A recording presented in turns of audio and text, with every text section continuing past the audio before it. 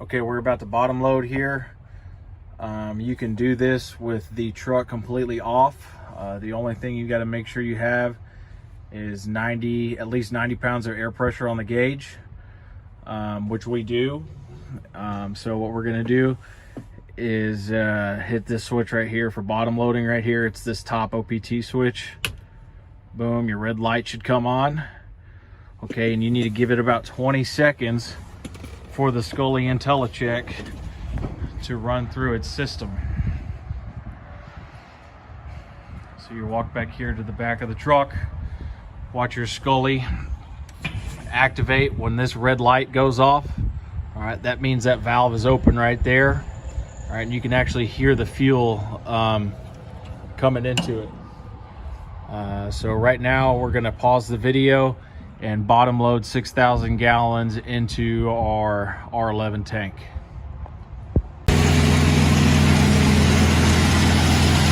Okay, right here, there's a pre-test button right here on the left-hand side of the Scully system. Okay, so when you start to fill your tank, you're gonna press this button and you'll hear exhaust come out from the forward side of the truck, and that valve right there will close. So the actuator will open. That stands for a closed valve. Right now, the valve is pressed in, which is telling the operator that that valve is open. When you test it, when you press this button right here, you'll see the valve shut.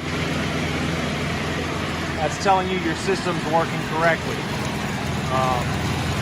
What that test is the fuel touching the high level probe on the top of the tank for an overfill. That's the Scully pre-test button. Okay, so we have filled our R11 tank to almost 5,800 gallons right now. What you're going to see is right about 6,000 gallons. That fuel is going to hit the high probe in this tank right here. Okay, once it hits the high probe in the tank, what should happen is the pump rack will turn off. Okay, so you guys that are filling at the rack, see, boom, right there, it went red. We've got a high sensor red light right there. So that's telling me it's gonna work when you're hooking up to the rack. Now we're gonna keep filling just for testing purposes all the way up to the high sensor right here. Now when that thing goes red, air will exhaust from your internal valve right here and will shut down fuel and protection from an overspill. That's it right there. You can actually see that actuator open.